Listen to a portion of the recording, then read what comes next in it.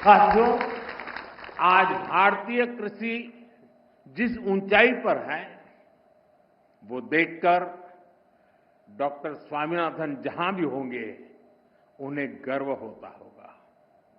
आज भारत दूध, दाल और जूट के प्रोडक्शन में नंबर 1 है।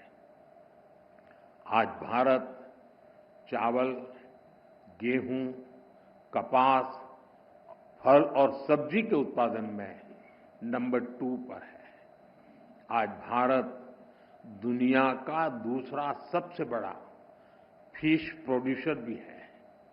पिछले साल भारत ने अब तक का सबसे ज्यादा फूड ग्रेन प्रोडक्शन किया है।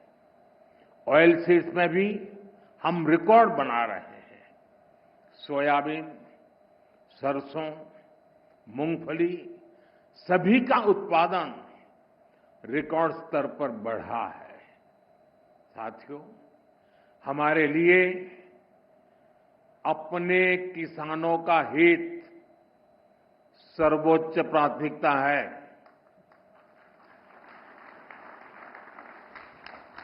भारत अपने किसानों के, पशुपालकों के और मछुआरे भाई बहनों के हितों के साथ कभी भी समझौता नहीं करेगा।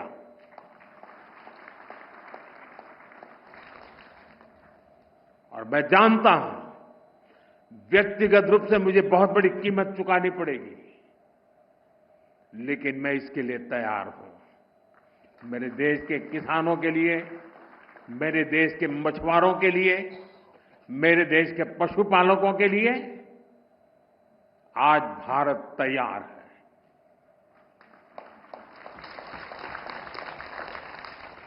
किसानों की आय बढ़ाना,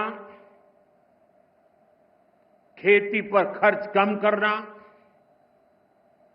आय के नए स्रोत बनाना, इन लक्ष्यों पर हम लगातार काम कर रहे हैं। साथियों, हमारी सरकार ने किसानों की ताकत को देश की प्रगति का आधार माना है। इसलिए बीते वर्षों में जो नीतियां बनी, उनमें सिर्फ मदद नहीं थी, किसानों में भरोसा बढ़ाने का प्रयास भी था। पीएम किसान सम्मान निधि से मिलने वाली सीधी सहायता ने छोटे किसानों को आत्मबल दिया है। पीएम फसल बीमा योजना ने किसानों को जोखिम से सुरक्षा दी है। सिंचाई से जुड़ी समस्याओं को पीएम कृषि सिंचाई योजना के माध्यम से दूर किया गया है। 10,000 एफपीओस के निर्माण ने छोटे किसानों की संगठित शक्ति बढ़ाई है।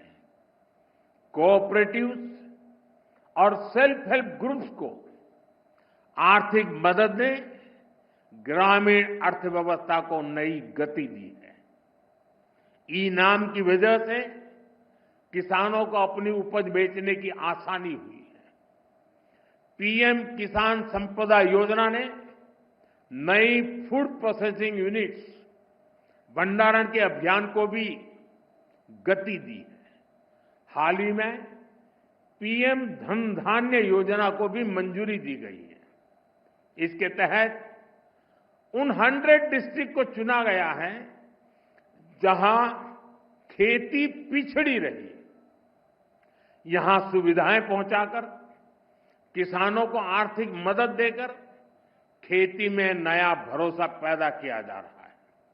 साथियों, 21वीं सदी का भारत विकसित होने के लिए पूरी जी जान से जुटा है और ये लक्ष्य हर वर्ग, हर प्रोफेशन के योगदान से ही हासिल होगा। डॉक्टर स्वामीनाथन से प्रेरणा लेते हुए अब देश के वैज्ञानिकों के पास एक बार फिर इतिहास रचने का मौका है। पिछली पीढ़ी के वैज्ञानिकों ने फूड सिक्योरिटी सुनिश्चित की। अब न्यूट्रिशनल सिक्योरिटी पर फोकस करने की आवश्यकता है। हमें बायो फोर्टिफाइड और न्यूट्रिशन से भरपूर फसलों को व्यापक स्तर पर बढ़ाना होगा ताकि लोगों का स्वास्थ्य बेहतर हो, केमिकल का उपयोग कम हो, नेचुरल फार्मिंग को बढ़ावा मिले। इसके लिए हमें अधिक तत्परता दिखानी होगी। साथियों, क्लाइमेट चेंज से जुड़ी चुनौतियों से आप भली भांति परिचित हैं। हमें क्लाइमेट रेजिलिएंट क्रॉप्स की ज्यादा से ज्यादा वैरायटीज को विकसित करना होगा। ड्राउट टॉलरेंट, हीट रेजिस्टेंट और फ्लड एडेप्टिव फसलों पर फोकस करना होगा। फसल चक्र कैसे बदला जाए, किस मिट्टी के लिए क्या उपयुक्त है, उस पर अधिक रिसर्च होनी चाहिए। इसके साथ ही हमें सस्ते सॉइल टेस्टिंग टूल्स और न्यूट्रिएंट मैनेजमेंट के तरीके से उसको भी विकसित करने की आवश्यकता है। साथियों, हमें सोलर पावर्ड माइक्रो इरिगेशन की दिशा में और ज्यादा काम करने की आवश्यकता है। ड्रिप सिस्टम और प्रिसिशन इरिगेशन को हमें ज्यादा व्यापक और असरदार बनाना होगा। क्या हम सैटेलाइट डेटा, एआई और मशीन लर्निंग को जोड़ सकते हैं? क्या हम ऐसा सिस्टम बना सकते हैं जो उपज का पूर्वानुमान दे सके, कीटों की निगरानी कर सके और बुआई के लिए गाइड कर सके? क्या हर जिले में ऐसा real time decision support system पहुंचाया जा सकता है? आप सभी एग्रीटेक स्टार्टअप्स को भी निरंतर गाइड करते रहिए। आज बड़ी संख्या में इनोवेटिव युवा खेती की समस्याओं का समाधान निकालने में जुटे हैं। अगर आप जो अनुभवी लोग हैं, आप अगर लोग उन्हें गाइड करेंगे तो उनके बनाए प्रोडक्ट ज्यादा प्रभावशाली होंगे और यूजर फ्रेंडली होंगे।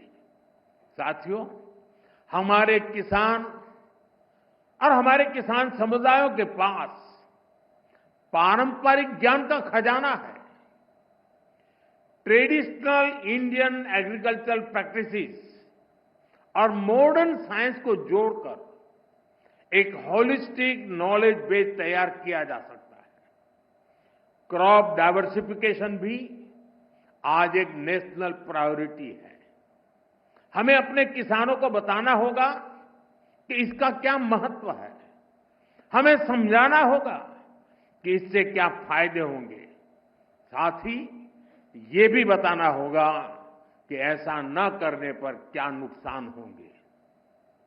और इसके लिए आप बहुत बेहतर तरीके से काम कर सकते हैं।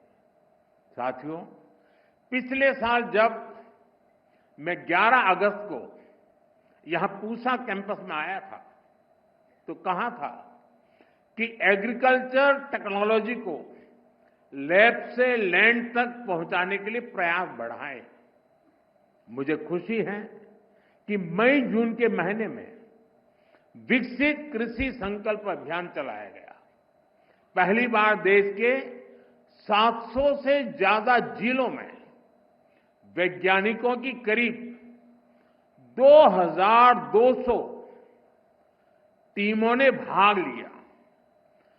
60,000 से ज्यादा कार्यक्रम किए। इतना ही नहीं, करीब करीब 1.25 करोड़ जागृत किसानों के साथ सीधा संवाद किया। हमारे वैज्ञानिकों का ज्यादा से ज्यादा किसानों तक पहुंचने का ये प्रयास बहुत ही सराहनीय है।